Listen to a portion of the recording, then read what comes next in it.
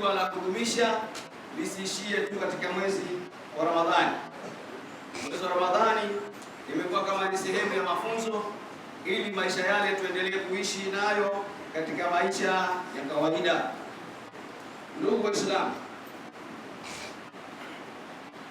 katika mwezi wa Ramadhani tuliweza kusameheana, tuliweza kujua makosa yetu na tukatubia kwa Mwenyezi Mungu. Basi hivyo tunatakiwa toba iendelee na kusameheana kuendelee kama vile ilivyokuwa katika mwezi wa Ramadhani. Watu wengi waliacha, kama mtu alikuwa na kimada wake aliweka pembeni, kwa sababu akijua kwamba muda huo sio muda sahihi, kwa sababu yeye yuko ndani ya makosa, basi aendelee kutambua hivyo hivyo kuwa yeye ni hilo anaolifanya ni kosa mpaka kufa kwake, asirudie tena. Kwa hiyo hilo ni jambo la kwanza. Jambo la pili, ndugu zangu Waislamu, tunahusiana kutenda mema, tunahusiana kutenda mema. Wema ni kila jambo ambalo Mwenyezi Mungu na mtume wake Muhammad sallallahu alaihi wasallam analiridhia. Hilo litakuwa ni jema, litakuwa ni maarufu. Kwa hiyo tuendelee kufanya mambo mema. Sambamba na wema huo, basi tuweze kutekeleza maamrisho ya Mwenyezi Mungu Subhanahu wa Ta'ala na kuacha makatazo.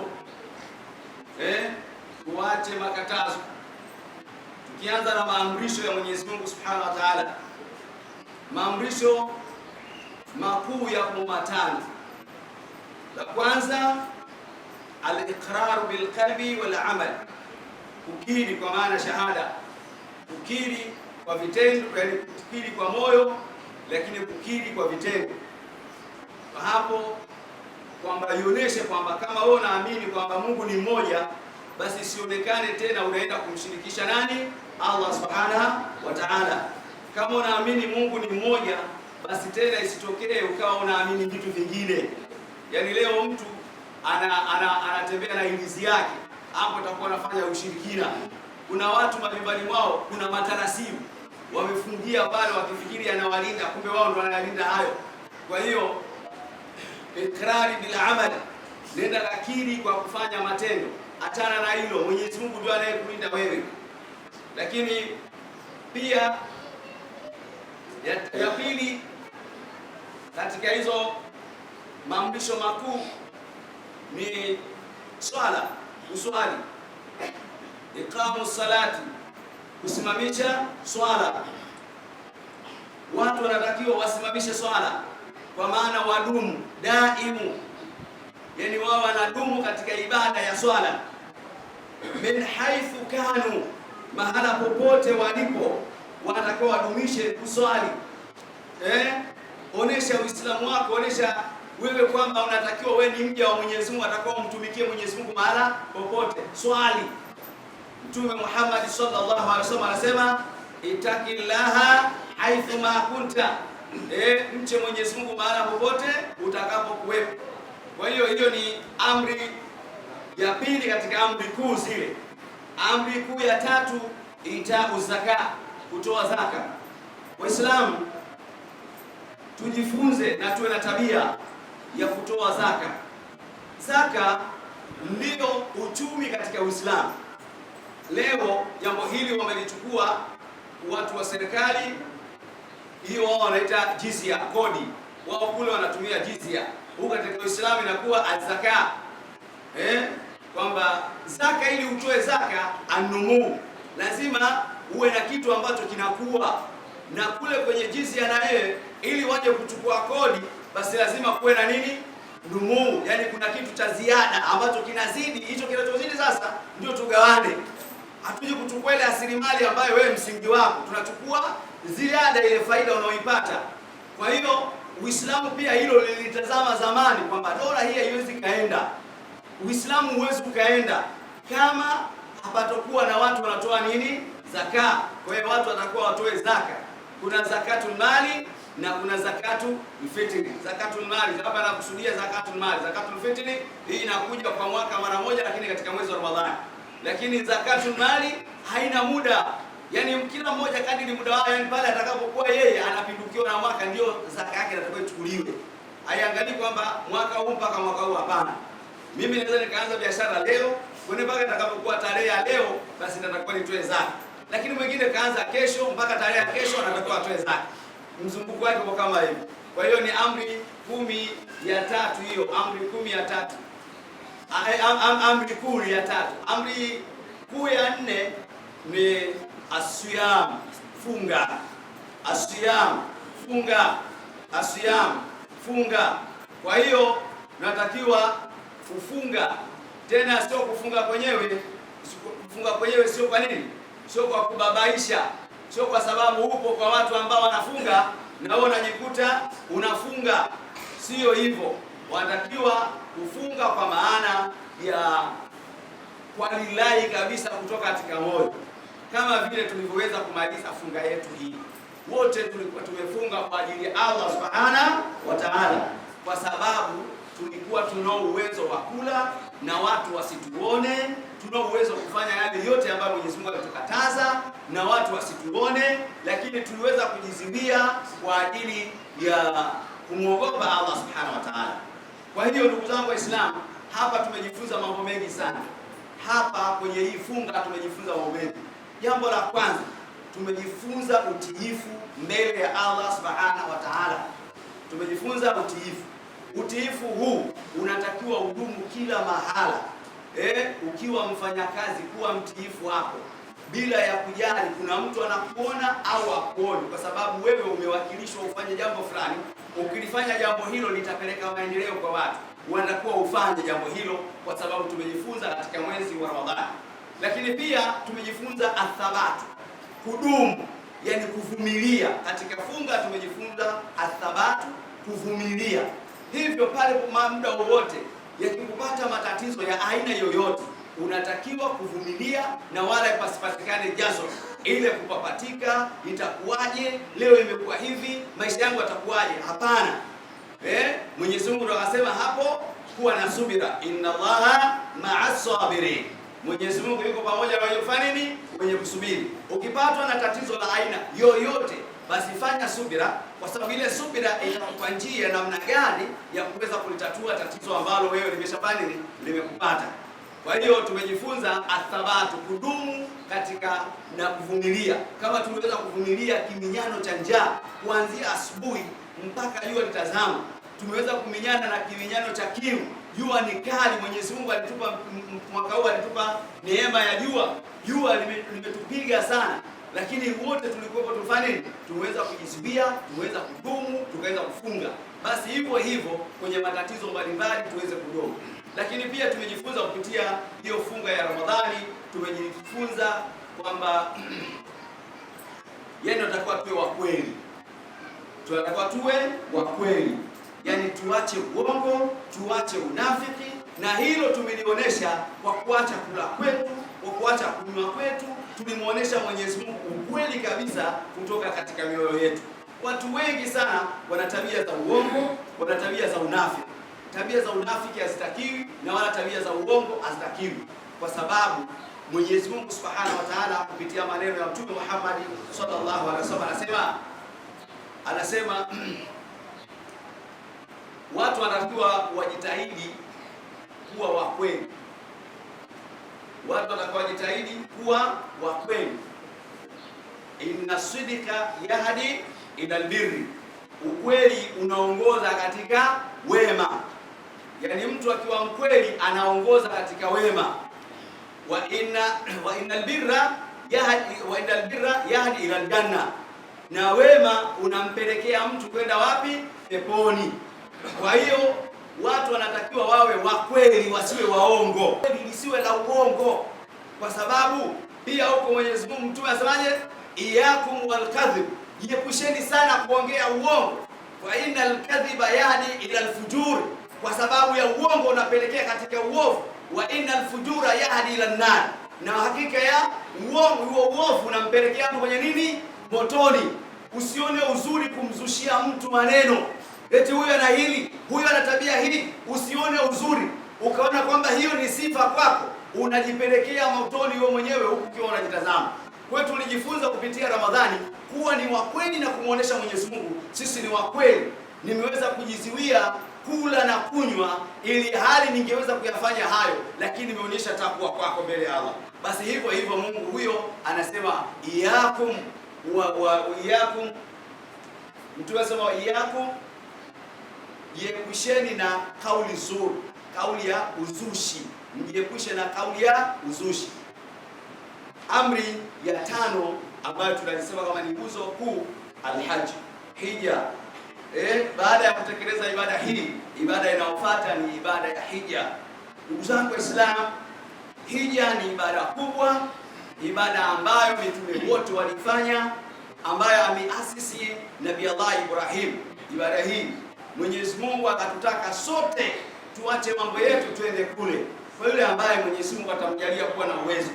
Mimi ni waombe wale ambao Mwenyezi Mungu amewajalia kipato, hata kama ukakaa na hizo milioni zako 20, unaweza ukafa na ukaziacha na wenzio wakaja wakazitimba katika swala nyingine.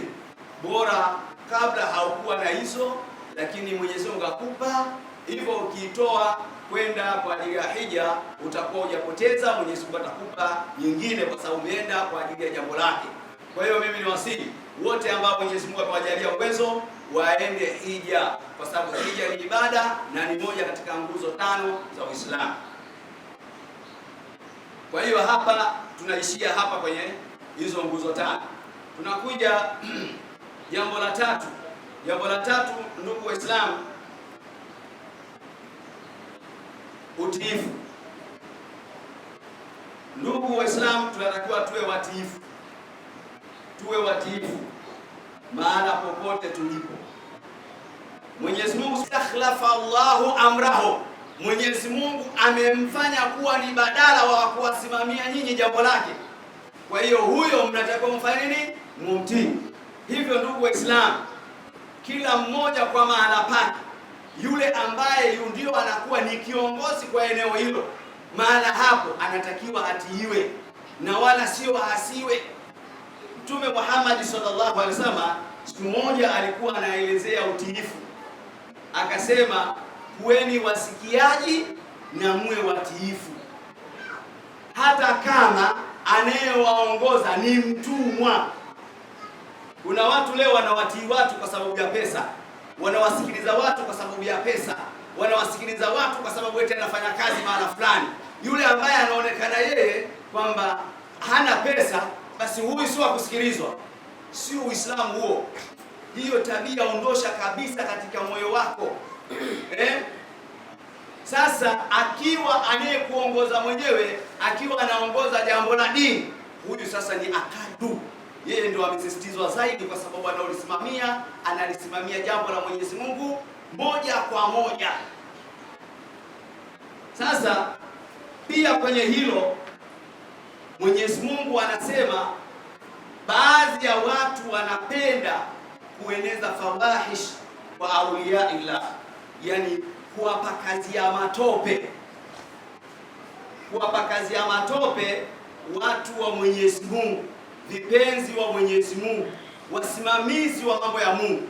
Leo wewe ukiwa imamu hapa, basi kila takataka ya uchafu na uongo utatupiwa wewe, kwamba vipi yule anakula hela, yule mzinifu, yule sio anafanya hivi. Yani lengo ni nini? Hii ni tabia ya Mayahudi, wanapowakataa mitume huwa utafuta sababu, kwa sababu ile ipo katika nafsi yake, chuki.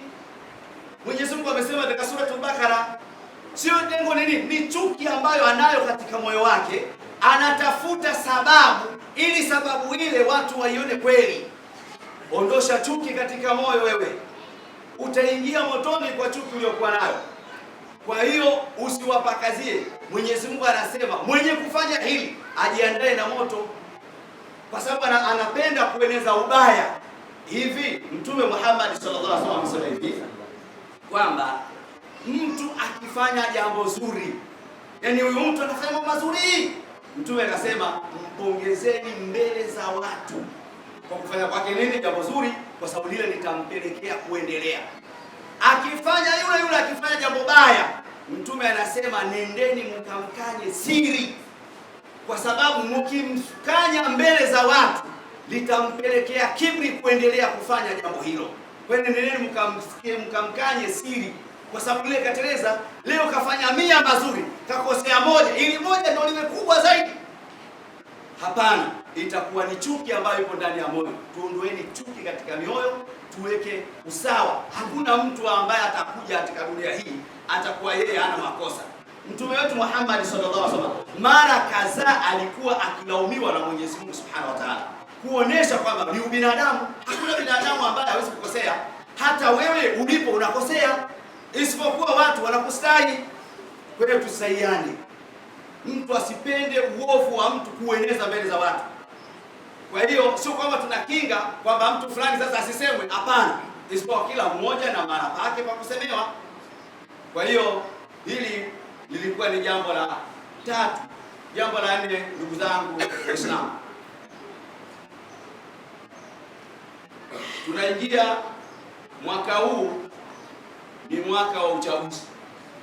Mwaka wa uchaguzi. Hapa naomba tusikilizane vizuri hapa. Uchaguzi huu tunachagua viongozi wetu.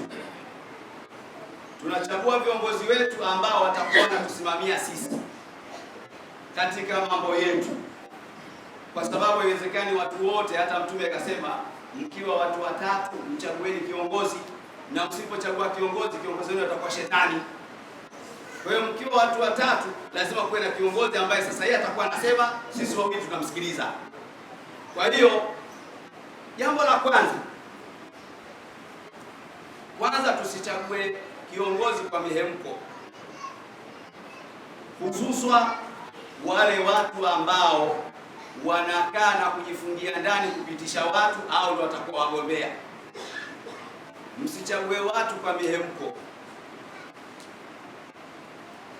chagueni watu sahihi.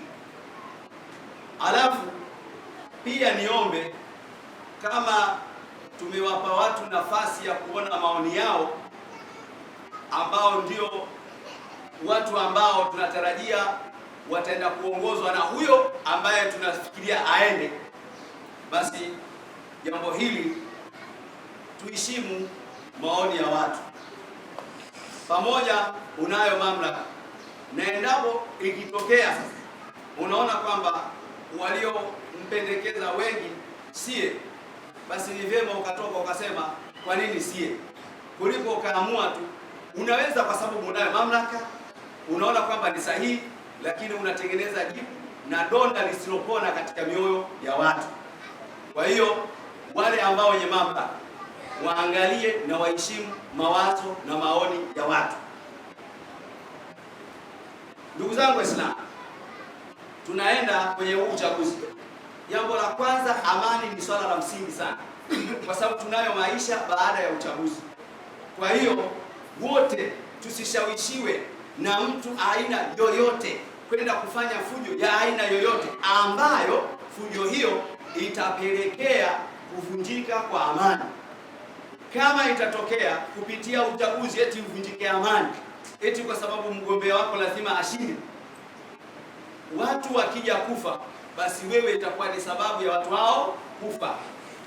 Mwenyezi Mungu Subhanahu wa Ta'ala anasema mwenye kuiua nafsi bila ya kosa lolote kwa maksudi, adhabu yake na dhambi zake zinaandikiwa kama vile ameua watu wa dunia wote. Kwa hiyo usisababishe wewe kuua mtu, yaani wewe sababisha kuwa mtu hai. Kwa hiyo asisababishwe na kikundi chochote. Tunaenda kwenye miemko ya kisiasa, vitatokea vyama vitaanza kushawishi watu watakwenda kuandamana, watu wataenda kufanya nini. Hayo sio yako, la kwako wewe. Subiri muda ukifika, wakiwa kwenye mkutano wao kasikilize. Baada ya pale we pima, kwa sababu Mwenyezi Mungu anasema wale ambao wanasikiliza maneno na wakafuata maneno mazuri. Sio kila linalosema wewe tayari umelibeba, hapana. Alladhina yastami'una alqawla fayattabi'una sana. Wale sisi twende tukamsikiliza, kila mmoja sio tunamsikiliza. Baada ya pale tunampima, huyu ni muongo. Kwa maelezo haya, huyu ni muongo, sisi tunaenda na hivi. Hiyo sinakuwa siri yako. Lakini pia usishawishiwe eti sijui mgombea fulani sijui hapa tutatatu ibiwe kura, twende tukakae pale tujazane pale mpaka tuhakikishe utapigwa mabomu, utavunjika viungo, wezi wenyewe kesho hao kula na kukataa ndo wanakoenda. Tulishaona watu walipambana nyuma. Naenda pointi ya 5 ambayo inakuwa ni ya mwisho. Pointi ya 5 ni kuwashukuru na kuwasifu Mtume Muhammad sallallahu alaihi wasallam, na maelezo anasema sifu dhathana kamjada shakhsu kalisama dum taiba sidi fituka dha dhalima, msifie mtu mwenye sifa nzuri. Mara ngapi mtu alifanya ukarimu na akatukuka? Hapa nasema kwa lillahi kabisa, ndugu zangu, Mwenyezi Mungu Subhanahu wa Ta'ala sisi katika taifa letu hili la Tanzania ametupendelea kutupa viongozi wazuri. Tukisema viongozi wazuri, sio unavyotaka wewe. Ukitaka unavyotaka wewe hautompata hata siku moja. Viongozi wazuri kuanzia huko mwanzo mpaka tulipofika hapa sasa, kwa sababu sasa hivi tunaye aliyekuwepo, tunasema yule aliyekuwepo. Mwenyezi Mungu Subhanahu wa Ta'ala anapotaka kumpa ufalme mtu, anapotaka kumpa mtu ufalme, yeye anampa yoyote bila kuangalia. Mama yetu alipata ufalme wa utawala vile alivyotaka Mwenyezi Mungu Subhanahu wa Ta'ala, na wala sio kufa kwa mtu, isipokuwa kule kitendo cha yeye kuwa makamu wa rais ndio sababu ya kwanza ya yeye kuwekwa pale mahali. Mama huyu Mwenyezi Mungu amtawilishe, ampe umri mrefu na ampe maono makubwa kwa ajili ya maslahi ya nchi hii. Kuwa viongozi wanawake, Mama Samia sio wa kwanza. Katika mji wa Saba, eneo la Sham, Malkia ambaye akiitwa Balkis, yeye alikuwa mfalme na mtawala wa eneo hilo.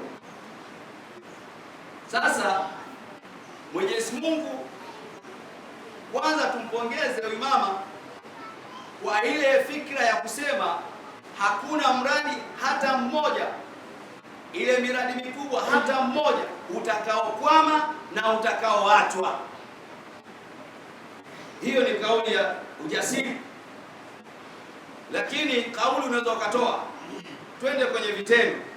Hiyo vitendo vinafanyika. Ameonyesha dhahiri kwamba vitendo vinafanyika. Watu kila wanapotaka kusema, baadaye wanaona matokeo, na wengine hawajaamini. Walikuwa wanafikiria kwamba sijui SGR, sijui Bwawa Nyerere, sijui daraja la Busisi, sijui meli, sijui vidude gani vitakwama vyote.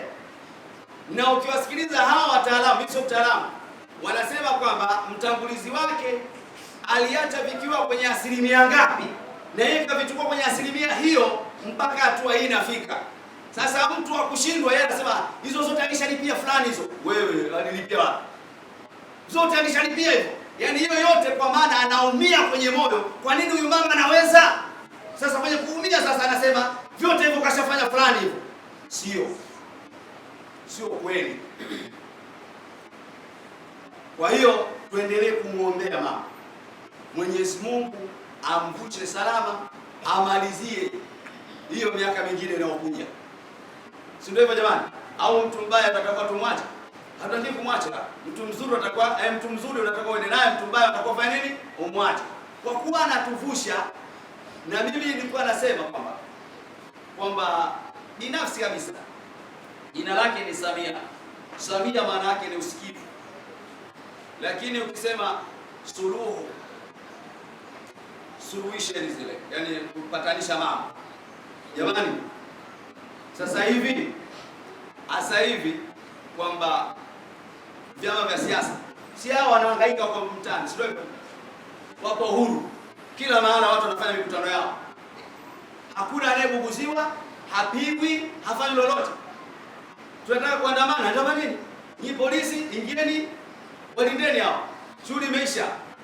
Kuna ugomvi wa aina hiyo tena? Haupo. Hilo ndio suluhu.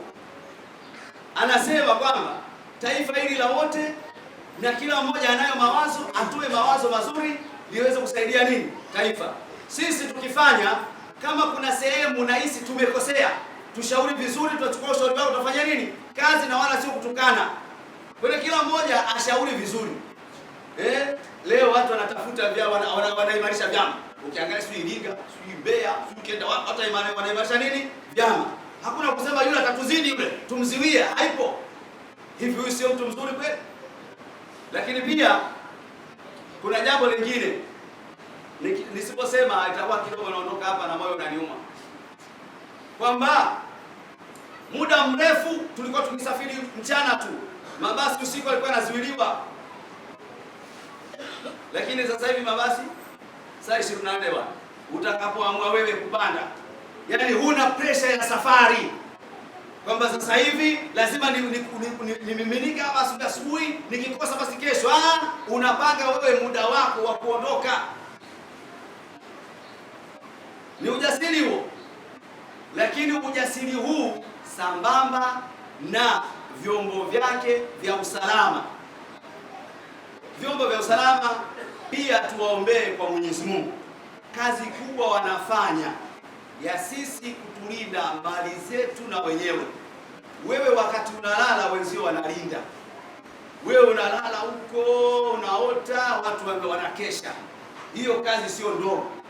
Ungepewa wewe usingeweza. Kulinda tu nyumba yako pale uwezi. Ushamka siku moja ukakaa nje unalinda nyumba yako, kuangalia mwizi anatokea wapi, hujaweza. Lakini wao wanafanya.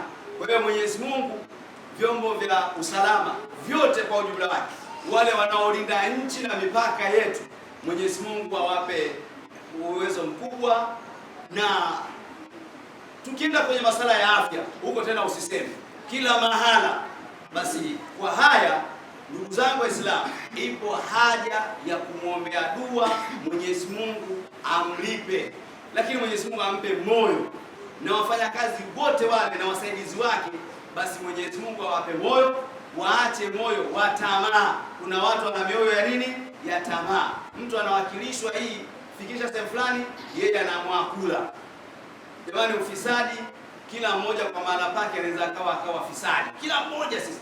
Usimwangalie yule tu wa kisiasa, sote sisi. Bali insanu ala nafsihi basira wala alqa madri. Wewe ulipo wewe hapo ulipo ufanye ushi. Mbona unafanya? Kwa nini mwenzio unaiona kubwa? Kuna siku moja nimalizie, kuna mama mmoja wa Kiislamu akaniuliza, hivi rais mwanamke kweli anaweza kuwa rais? Kile kitendo kile sawa na dini? Yeye director. Nikamuuliza, wewe ni nani? Ni mwalimu wa wapi chuo kikuu? Wewe unafundisha wanawake peke yake? Unapotaka kumwangalia mwenzio anakosea, wewe upo sahihi? Kwa hiyo unapotaka kumwangalia fulani anakosea, basi kwanza jiangalie upo sahihi kabla hujaanza kumjaji mwenzio. Ndugu zangu Waislamu, haya tuyachukueni tuende kuyafanyia kazi. Mwisho kabisa, nikumbushe jambo moja. Niwaombe wana mkoani Lindi, kwa sababu ndio maisha yetu yako hapa. Uchaguzi wa mwaka jana, lazima mimi nasema kwa sababu ni sehemu yangu na nasemea dini. Uchaguzi wa mwaka jana umeacha vidonda vikubwa, haujawahi kutokea. Mimi nimeshiriki kwenye chaguzi za hapa ni mbili. Uchaguzi wa mwaka 2015, 14 kuja 15, na uchaguzi wa 2019 kuja 20 wa serikali ya mtaa. Lakini uchaguzi wa mwaka 2024 kuja 25 umeleta vidonda, watu hawaelewani, watu umeleta chuki. Hii chuki nendeni mkaitengeneze, kwa sababu mmezalisha wenyewe. Na niliwaambia hapa hicho mnachokifanya, baadaye kuna maisha baada ya haya.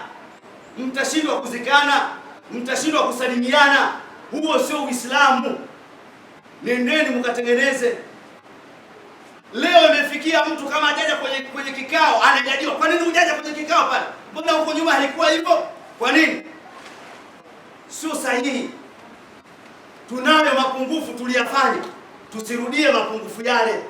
Hii block B ni hapo tu sisi, mkoani B hii hapo tu sisi. Sisi ndio tutakuwa tukae hapa, tuzikane, tuguzane sisi. Sio tulete yale chuki hapa. Mimi nasema nafasi yangu hapa, namaliza. Sina nafasi ya kukaa kwenye kigenge kumsema mtu.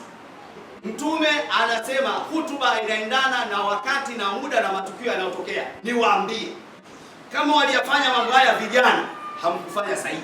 Kama mambo haya waliyofanya wazee, hawakufanya sahihi.